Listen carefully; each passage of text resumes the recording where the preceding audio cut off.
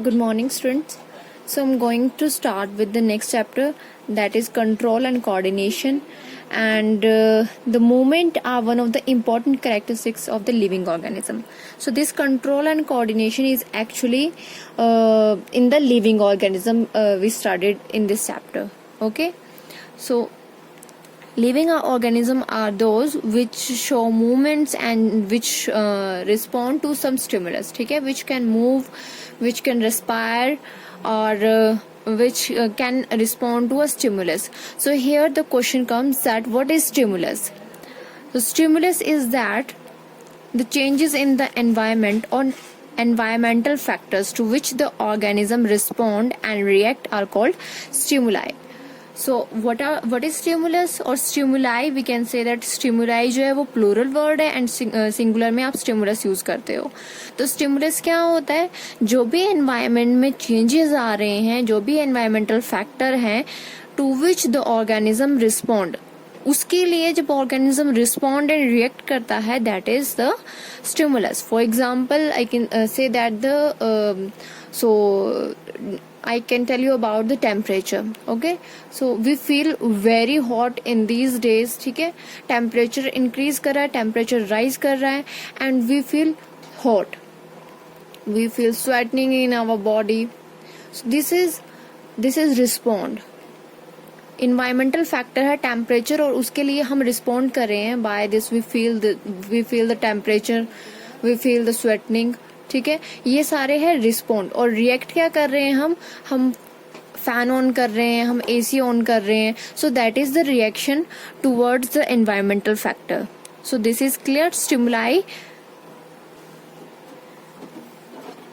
Okay, I think this is clear. Stimuli, the environmental factor, means temperature is the environmental factor. Organism, we are the organism. We respond by feeling the sweating in our body. ठीक है, that is respond. And reaction by switch on or turn on the fan or turn on the AC, that is reaction. That is our reaction towards the environmental factor. I hope this is clear.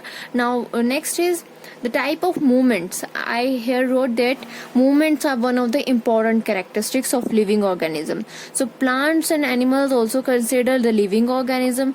How the movement of plant occurs, because plants cannot move from one place to another place. So how the movement of plant occurs? And so here two types of question can be asked in your exam. What are the type of movements found in plants, or describe the movement in the plants or of the plants. So these are some internal questions जो मैं आपको करवा रही हूँ. उसके बाद जो है वो जो चैप्टर्स में इंक्लूड होगा मैं वो भी करवा दूंगी आप लोगों को साथ साथ में. सो वो स्टार्ट करने से पहले आपको कुछ टर्म्स क्लियर होने चाहिए, इसीलिए मैं आपको कुछ टर्म्स क्लियर करवा रही हूँ. So first of all, plant movement are of two type: growth movement, or we can say that dependent on growth. The movement which is dependent on growth, we also say it as tropic movement or directional movement. The other movement is non-growth movement, independent of growth, nestic or non-directional movement. Okay, so growth movement are those in which the plant growing towards the direction of light. ठीक है, light की direction में grow कर रहा है, that is growth movement. And next is the non-growth movement or independent of growth. इस case में क्या होगा, जो प्लांट है वो मूवमेंट तो शो करेगा, बट वो मूवमेंट जो है वो लाइट की तरफ में नहीं होगी, या फिर वो ग्रोथ नहीं करेगा उसमें. ठीक है, ग्रोथ हो रही है एक प्लांट की, एक छोटा सा प्लांट जो है वो एक ट्री में कन्वर्ट हो रहा है, दैट इज ग्रोथ. ग्रोथ हो रही है प्लांट की, मतलब मूवमेंट हो रही है. ओके जी, so that's the growth movement. और नॉन ग्रोथ मूवमेंट मीन्स कोई ग्रोथ को कंसिडर नहीं करेंगे हम. For example, touch me not plant और छुई मुई प्लांट जिसको बोलते हैं, जब हम उसको टच करते हैं तो क्या होता है, वो क्या करता है, अपनी लीव्स को फोल्ड कर लेता है. ठीक है, drooping of the leaves. This phenomena is called non growth movement in plants. So here I wrote the example of directional or growth movement. Growth of germinating seed enabling the seedling to come out of a soil. Okay जी, तो जो seed है, जो seedling है, actually seed है that enables to become the seedling. ठीक है, to come out of the soil. एक सीड से जब एक पौधा निकल रहा है, दैट इज द ग्रोथ. एक छोटे से सीड से प्लांट जो है वो ग्रो कर रहा है, दैट इज ग्रोथ मूवमेंट और directional movement. And the non directional movement is folding and drooping of leaves of touch me not plant. And the scientific name of this touch me not plant is Mimosa pudica. So आपको confuse नहीं होना. अगर आपको मिमोजा pudica का example पूछा है और बोला है कि what type of growth is present in this Mimosa pudica, so ठीक है, तो आपको नॉन डायरेक्शनल बोलना है कि जब वो फोल्डिंग और ड्रूपिंग ऑफ लीव्स करता है तो वो कौन सी टाइप की मूवमेंट है. So that is non directional और नेस्टिक मूवमेंट और non growth movement. Next question is what is coordination. So here we are talking about control and coordination. So coordination is the working together of various organ parts of the body of an organism in a proper manner to produce proper reaction to a stimulus is called coordination. Coordination में क्या होगा, हमारे various organ, हमारे various parts जो हैं वो क्या करेंगे, एक proper manner में एक reaction produce करेंगे to a stimulus. ओके हमें स्टिमुलस मिलेगा, हम उस स्टिमुलस के लिए हमारी बॉडी जो है, हमारे ऑर्गन जो हैं वो एक प्रॉपर रिस्पॉन्स देंगे, प्रॉपर रिएक्शन देंगे. That is coordination. For example वही टेम्परेचर का एग्जांपल ले लो. टेम्परेचर जो है वो स्टिमुलस है, टेम्परेचर इंक्रीज हो रहा है, दैट इज स्टिमुलस. एंड हमें जो है गर्मी लग रही है, स्वेटिंग हो रही है हमें, तो दैट इज वो जो स्वेटिंग है वो हमारी पूरी की पूरी बॉडी जो है उसको स्वेट कर रहा है, स्वेट रिलीज कर रहा है एक्चुअली. तो हमारी बॉडी जो है वो रिस्पॉन्स कर रही है, रिएक्ट कर रही है उसके जो ये जो स्टिमुलस हुआ उसके लिए जो है वो रिएक्ट कर रही है. ठीक है, पूरी की पूरी बॉडी जो है स्वेटनिंग हो रही है, स्वेट रिलीज हो रहा है हमारी बॉडी से, that is reaction of our body.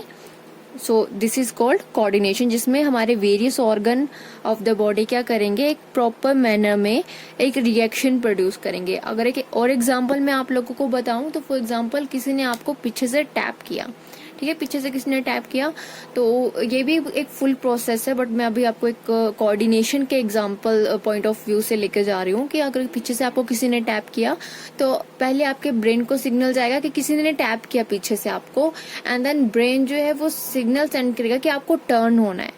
तो जब आप टर्न हुए, आपने उस पर्सन को देखा, सो दैट इज कोऑर्डिनेशन, कि पूरी की पूरी बॉडी जो है वो रिस्पॉन्स कर रही है. जो स्टिमुलाई मिला, स्टिमुलाई इज द टैपिंग, जो अनदर पर्सन जो आपको टैप कर रहा है दैट इज स्टिमुलाई. और जब आप मुड़कर उसको देख रहे हो दैट इज द रिस्पॉन्स और रिएक्शन. ठीक है जी. So for proper control and coordination higher organism in fact have evolve two type of system देखने को मिलते हैं. एक तो नर्वस सिस्टम है और एक एंडोक्राइन सिस्टम है, जिसको हम हार्मोनल सिस्टम भी बोलते हैं. हायर ऑर्गेनिज्म में आपको नर्वस सिस्टम और एंडोक्राइन सिस्टम दोनों ही मिलेंगे, तो हम इस चैप्टर में दोनों के बारे में पढ़ेंगे.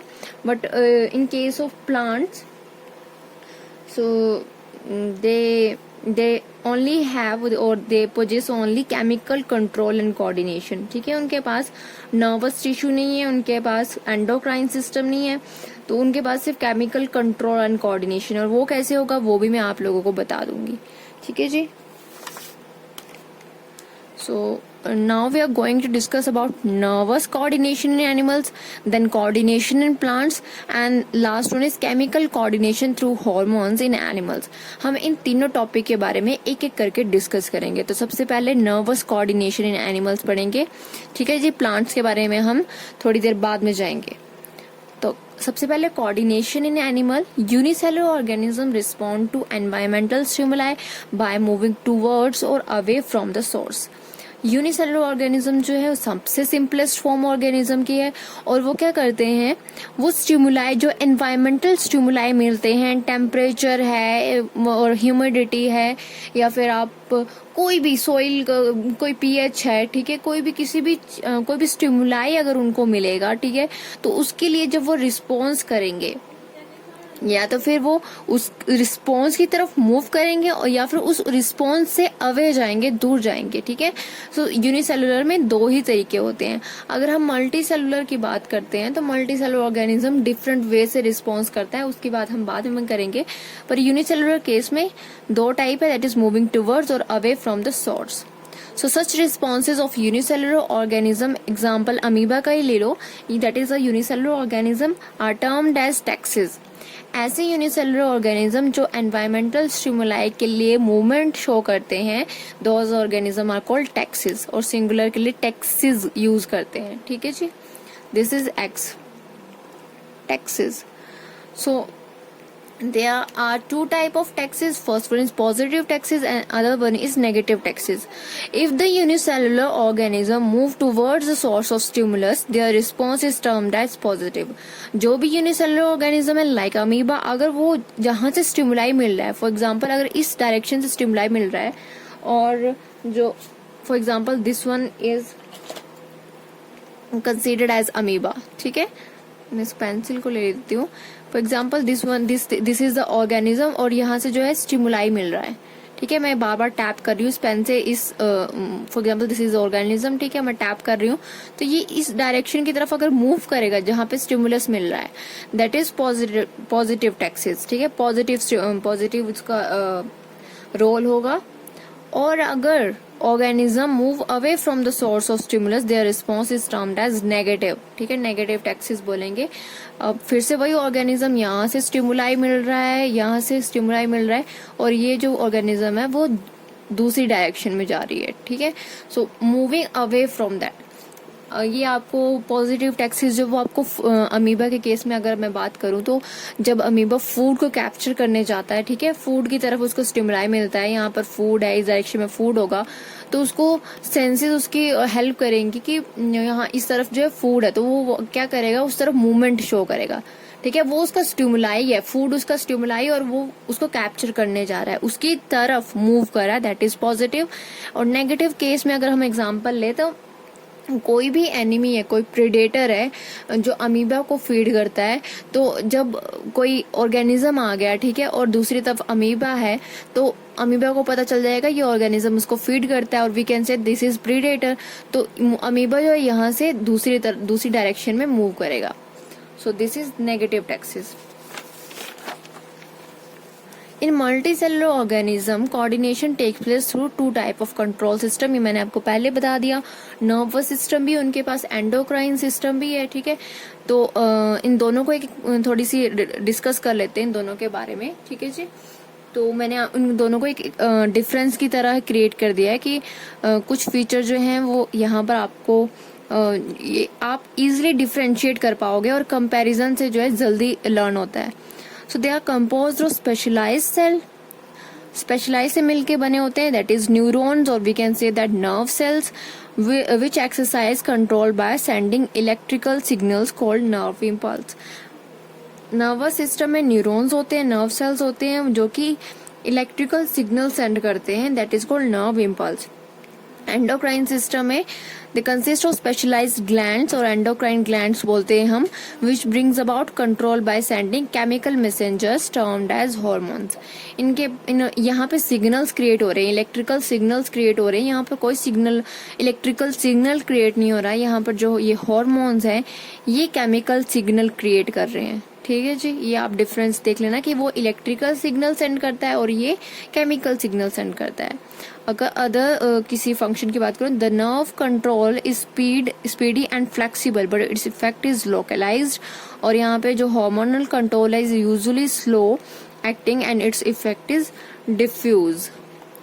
तो इस लाइन का मतलब ये है कि जो नर्वस सिस्टम है वो काफी स्पीडी है, मतलब जल्दी काम करता है, फ्लेक्सिबल है, और जो इफेक्ट है वो लोकलाइज्ड है. ठीक है, तो स्पेसिफिक ऑर्गन के लिए ही जो नर्वस सिस्टम है वो काम करता है. एंडोक्राइन सिस्टम जो है वो थोड़ा स्लो एक्शन है, बट वो पूरा डिफ्यूज है, मतलब जो उसका एक्शन होगा वो वाइड स्प्रेड होगा, वो ज्यादा ऑर्गन्स के लिए जो वो इफेक्टिव होगा. और नर्वस सिस्टम कुछ ही लोकलाइज स्पेसिफिक एरिया के लिए जो है वो फंक्शन, जो इफेक्ट होगा वो लोकल स्पेसिफिक एरिया के लिए होगा, और जो इसका इफेक्ट है वो वाइड स्प्रेड एरिया के लिए होगा. Next one is nervous system in animals.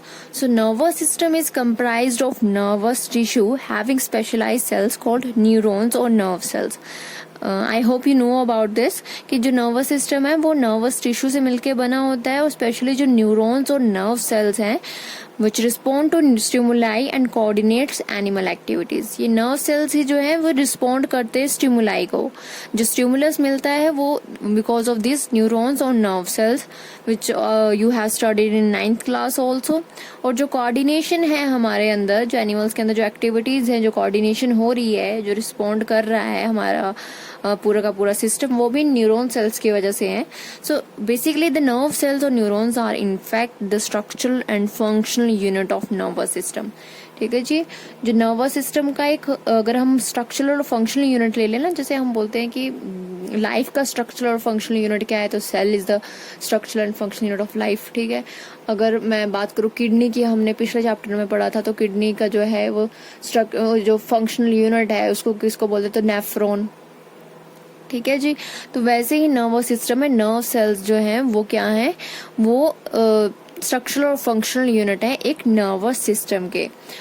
Nervous system में और नर्वस टिश्यू में जो है वो नर्वस सिस्टम में ये एक सिस्टम है। ठीक है, पूरा का पूरा सिस्टम, जैसे हम डाइजेस्टिव सिस्टम की बात करते हैं, रेस्पिरेटरी सिस्टम की बात कर रहे हैं, तो सिर्फ उसमें एक चीज डाइजेस्टिव सिस्टम में एक माउथ ही नहीं आ रहा है या फिर स्टमक ही नहीं आ रहा, वहां पे बहुत सारे जो ऑर्गन्स हैं वो इन्वॉल्व है। Small intestine, large intestine, liver है, पेनक्रियास है जो कि ग्लैंड्स हैं, ठीक है, वो भी इन्वॉल्व है।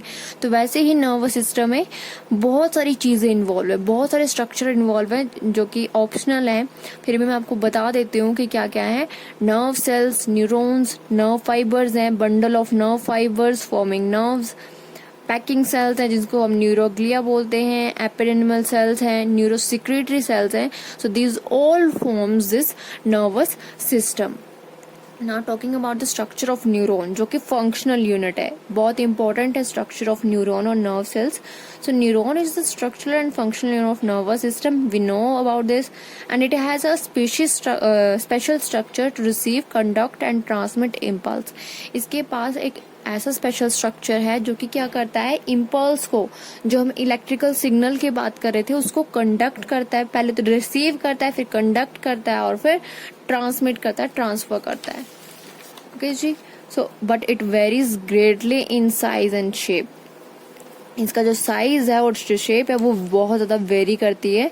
और even we consider the neurons are the largest cells in the human body. और कुछ टाइम जो इनका साइज है वो 19 to 100 सेंटीमीटर भी हो सकता है। ठीक है जी, सो जो न्यूरॉन है it actually consist of 3 prominent parts, cell body, dendrites और डेंड्रॉन, डेंड्राइट्स प्लूरल के लिए, डेंड्रॉन सिंगुलर के लिए, एंड देन एक्सोन। ठीक है जी, तो जो सेल बॉडी है of a neuron is also called cyton भी बोलते हैं, सोमा भी बोलते हैं। And then it is broad rounded satellite part of neuron. ठीक है जी, सैटेलाइट पार्ट ऑफ न्यूरॉन है। इट हैज अबंडेंट साइटोप्लाज्म, और इसके साइटोप्लाज्म को क्या बोलते हैं, न्यूरोप्लाज्म। ये भी इंपॉर्टेंट टर्म है कि न्यूरोप्लाज्म क्या है। The cytoplasm present in the cell body of nerve cell is called neuroplasm and large spherical nucleus. So cytoplasm के पास सारी की सारी ऑर्गेनेलीज हैं, ठीक है, माइटोकॉन्ड्रिया है, गोल्जी बॉडीज है, और भी जो भी स्ट्रक्चरल ऑर्गेनेलीज प्रेजेंट होती हैं एक मल्टी सेलुलर ऑर्गेनिज्म के सेल में।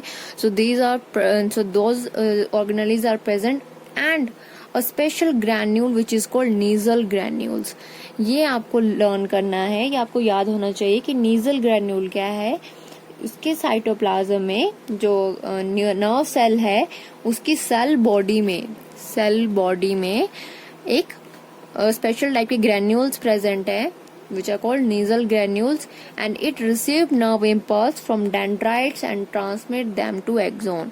सेल बॉडी क्या करती है, रिसीव करती है नर्व इम्पल्स को, कहाँ से, डेंड्राइट से, और ट्रांसमिट करती है एक्सोन से।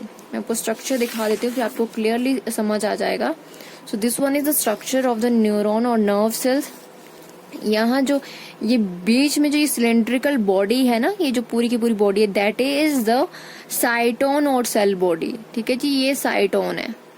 और ये क्या करती है, dendrites, these are called dendrites. Dendrites से सिग्नल ले रही है, एंड जो जो ये चीज है, मैंने आपको गलत बता दिया यहाँ पे, जो ये चीज है दैट इज साइटोन, यहाँ से, ठीक है, ये साइटोन है, ये कनेक्शन है, और जो ये बीच में जो सिलेंड्रिकल बॉडी है दैट इज एक्सोन एक्चुअली, और सेल बॉडी जो है वो आपकी यहाँ पर, ये इतना सा एरिया आपका सेल बॉडी का है। और यहाँ पर ऊपर डेंड्राइट्स प्रेजेंट है। बाकी के जो ये जो न्यूक्लियस है और जो ये नीजल ग्रेन्यूल्स है, ये सारे के सारे साइटोन के अंदर आते हैं। मतलब ये जो पूरा का पूरा बीच का स्ट्रक्चर है ना, यहाँ से लेकर ये जो, अगर मैं पेंसिल से इसको बताऊं आपको, तो यहाँ से ये डेंड्राइट्स आ गए, ठीक है, ऊपर ऊपर डेंड्राइट्स आ गए, और जो ये बाकी बच गया part that is actually cytone or cell body which contain nucleus, a large nucleus and nasal granules। ये क्या करता है, डेंड्राइट्स सिग्नल जो है उसको रिसीव करता है और एक्सोन, ये जो सिलेंड्रिकल बॉडी है एक्सोन को ट्रांसफर करता है। ठीक है जी। So next one is dendrites. So dendrites क्या है, these are several short tapering much branched protoplasmic processes stretching out from the cell body of a neuron। ये हैं जी आपके branched dendrites। ठीक है जी, ये branched dendrites हैं। और जो डेंड्राइट्स हैं, these are the part of neuron where sensation और इंफॉर्मेशन इज एक्वायर्ड। डेंड्राइट से कोई भी जो सिग्नल है वो मिलता है, जो इंफॉर्मेशन है वो मिलती है, सेंसेशन जो है वो मिलती है, उसके बाद वो सेल बॉडी को ट्रांसफर करता है। ठीक है, the information is then travel as an electrical impulse towards the cell body. वहां से जो सिग्नल है वो इलेक्ट्रिकल इम्पल्स के रूप में, इलेक्ट्रिकल इम्पल्स की तरह सेल बॉडी की तरफ मूव करता है। And last one is axon. It is single very long cylindrical protoplasmic processes arising from the cell body and its terminal and axon is highly branched. It conduct nerve impulse away from the cell body। हम बात करते हैं dendrites को, तो आपको पता चल गया कि ये सिग्नल को और सेंसेशन को एक्वायर करते हैं, उसके बाद सेल बॉडी में सेंड करते हैं। अब यहाँ पर एक्सोन देख रहे हैं, एक्सोन बोला है सिलेंड्रिकल है, बट जो इसकी टर्मिनल एंड है वो एक्चुअली ब्रांच्ड होता है। ठीक है, ये ब्रांच्ड है और ये मोटर एंड प्लेट के साथ अटैच्ड है। ये जो मसल्स हैं एक्सोन उनके साथ अटैच करती है एक्चुअली। ठीक है, दिस इज अ मसल और एक्सोन इनके साथ अटैच कर रही है। अदर स्ट्रक्चर की बात करूं तो यहाँ पर आपको मेडुलरी शीथ देखने को मिलेगी। This is न्यूरिलेमा। न्यूरिलेमा क्या है, जो न्यूरिलेमा है, it is the single sheath present of the over the axon and is made up of Schwann cells. ये श्वान सेल से मिलके बनी होती है। मैं राइट इट हियर।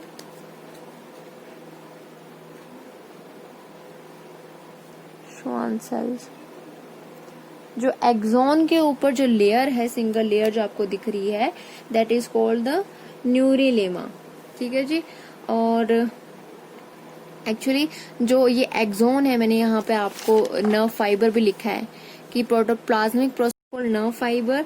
जब एक्सोन जो है वो शीथेड है, ठीक है, शीथ उसको प्रोवाइड है। ये जो शीथ आपको दिख रही है, बाहर 2 लेयर्स देखने को मिल रही हैं, तो ये जो शीथ है या तो ये सिंगल भी हो सकती है, डबल भी हो सकती है। अगर एक्सोन जो है वो शीथ के साथ कवर है, that axon is called nerve fibre. Okay जी। And the cell membrane of the axon is called axolemma. वो तो चलो आपको आगे मैं बता दूंगी। और इसके अंदर अगर साइटोप्लाज्म प्रेजेंट है, that is axoplasm. And this is mode of Ranvier. Node of Ranvier. At intervals, myelinated nerve fiber possesses unmyelinated areas called nerve fibers.